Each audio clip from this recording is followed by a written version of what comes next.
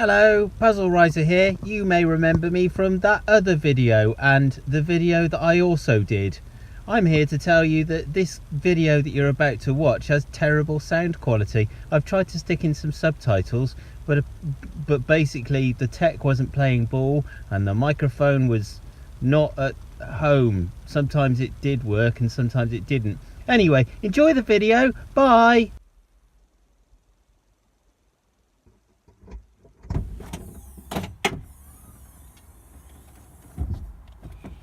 This week's book is by a man from the United States and is very much a work of fiction. It is No Country for Old Men by Cormac McCarthy.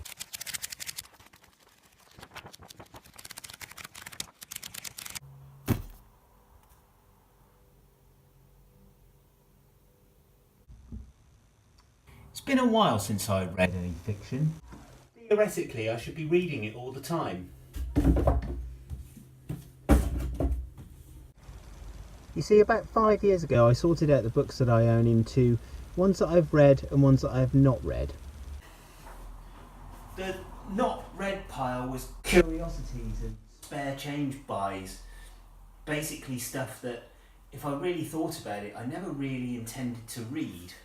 If you have a lot of books, I recommend doing this.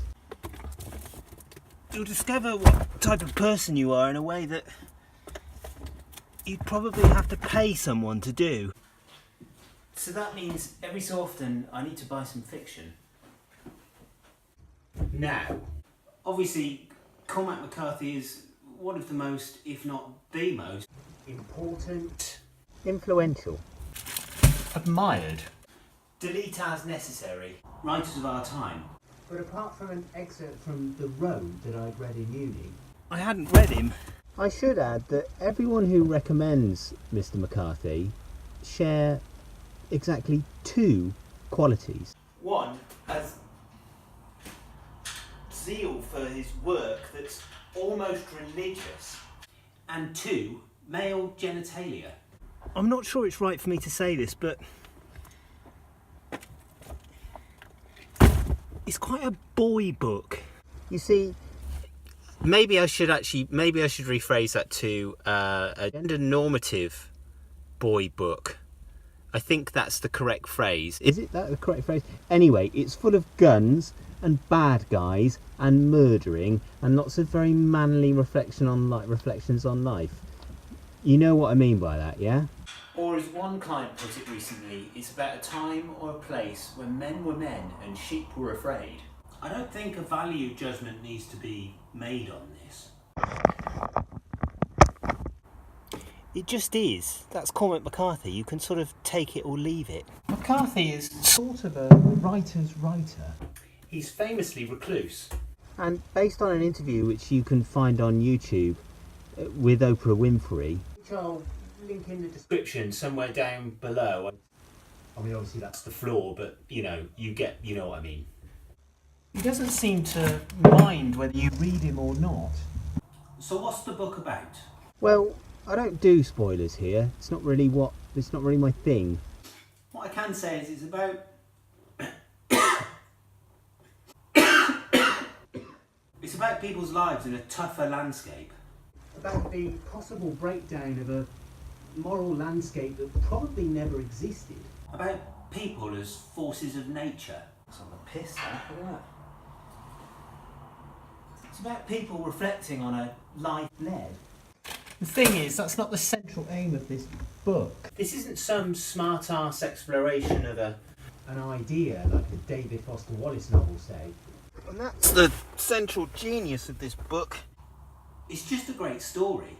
At its heart, it's a fast-paced thriller where reflection and character are, well, they're byproducts of the characters themselves, not a theme.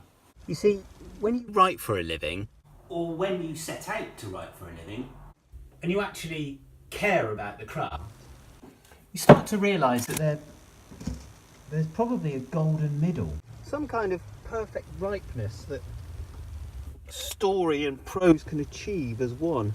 Something that is well written and well thought out all at the same time.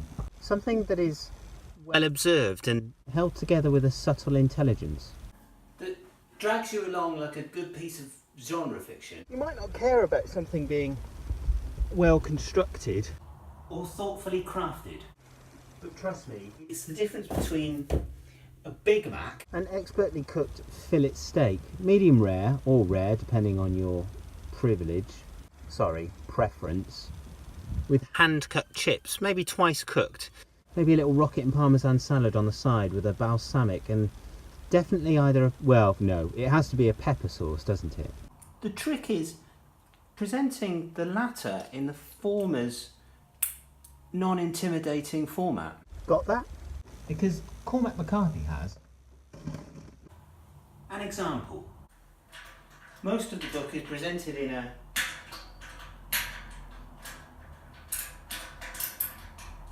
Texas drawl. I've read quite a bit of fiction that uses vernacular. Here's a link to me Here's a link to me reading from Cloud Atlas. And it's almost always hard to read. Somehow this isn't.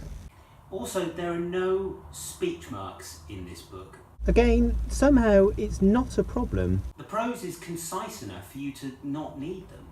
It's a great example of the writer letting the reader do the work. In fact, I can't think of a single place where this book explains itself. It feels no need to. Think about that.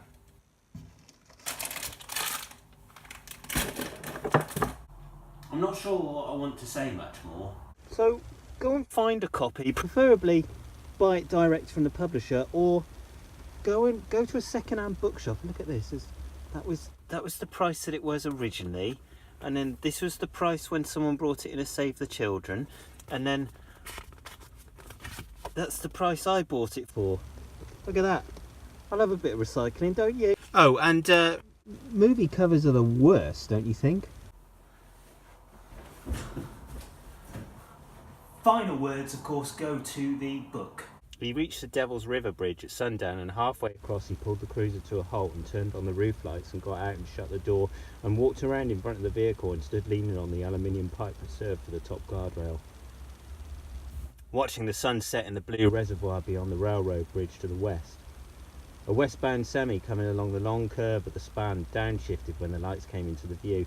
The driver leaned from the window as he passed. "Don't jump, Sheriff. She ain't worth it." Then he was gone in a long suck of wind, the diesel engine winding up and the driver double clutching and shifting gears. Bell smiled. "Truth of the matter," he said, "she is."